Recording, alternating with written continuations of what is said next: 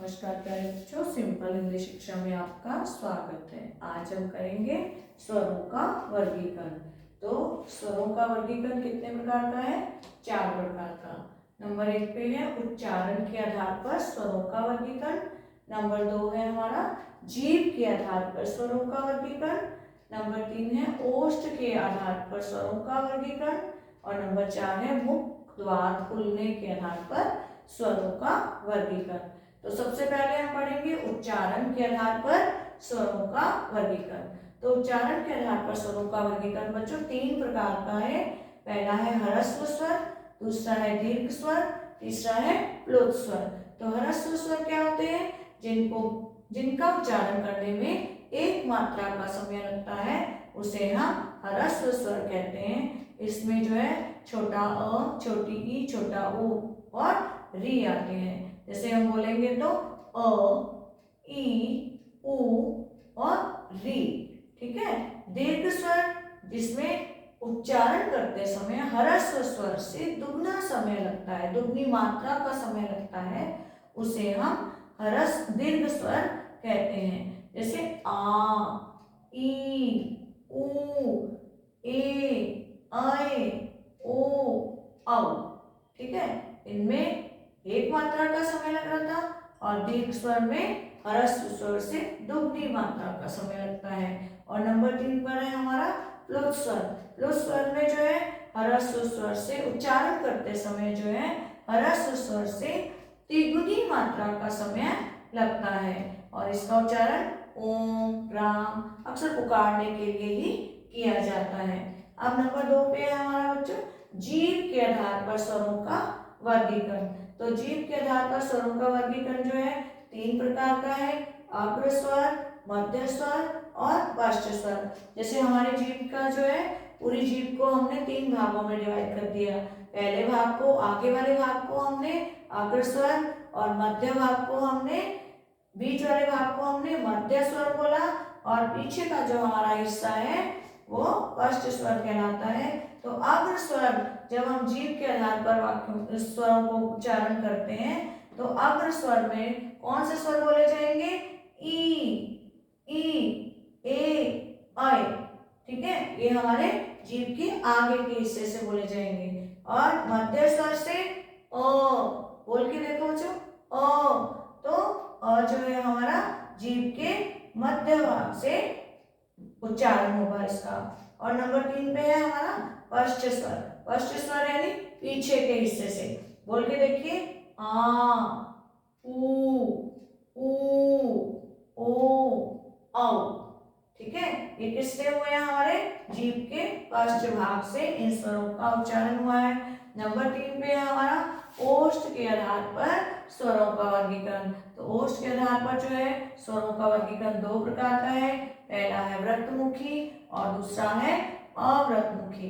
तो जब हम स्वरों का उच्चारण करते हैं ओष्ठ के आधार पर तो हमारा मुख जो है वृत्तमुखी यानी गोलाकार हो जाता है। हमारे ओष्ठ जो है गोल आकृति के हो जाते हैं। जैसे ऊ बोल रहे हैं तो हमारा मुख ओष्ठ जो है कैसे हो गए? गोल आकृति में गोल हो जाते हैं। ऊ, ओ, औ बोल के देखेंगे तो आपको खुद पता चलेगा कि यह जो है हमारी आकृति, इसको बोलते समय गोल हो जाते हैं ओष्ठ। और अवृत्तमुखी के अंदर हमारे ओष्ठ जो है गोल नहीं होते। जैसे अ, आ, ई, ए, ऐ। ठीक है। नंबर 4 पे है हमारा मुख द्वार खुलने के आधार पर स्वरों का वर्गीकरण। तो मुख द्वार खुलने के आधार पर हमारा स्वरों का जो है 4 प्रकार से है। विव्रत, अर्धविव्रत, समव्रत और अर्धसमव्रत। विव्रत का मतलब है पूरा खुला। ठीक है, विव्रत का मतलब क्या है? पूरा खुला। इसमें हमारा मुख द्वार जो है उच्चारण करते समय पूरा खुल जाता है। आ, ठीक है, हम बोल रहे हैं आ तो हमारा मुख द्वार जो है पूरा खुल गया, तो वो है हमारा विव्रत स्वर। और अर्धविव्रत, जैसे आ में तो पूरा खुला था विव्रत में, लेकिन विव्रत से थोड़ा कम खुलेगा, तो उनका उच्चारण करते समय अ, ए, औ। तो इनका उच्चारण करते समय जो है मुख द्वार हमारा विव्रत से थोड़ा कम खुलता है। समृद्ध, समृद्ध में जो है लगभग लगभग जो है मुख द्वार हमारा बंद होता है, पूरा बंद भी नहीं, थोड़ा खुला। तो उसमें कौन से स्वर का उच्चारण होता है? इ, ई, उ, ऊ। ये जो है हमारा इन स्वरों का उच्चारण करते समय हमारा मुख द्वार लगभग लगभग जो है बंद होता है। और अर्ध समृद्ध में समृद्ध से थोड़ा सा खुला है ना, समृद्ध तो पूरा थोड़ा सा बंद था, खुला भी है, और लेकिन अर्ध समृद्ध जो है समृद्ध से थोड़ा सा खुला होगा, यानी कि ए, ओ। तो ये थे हमारे बच्चों स्वरों के आधार पर वर्गीकरण।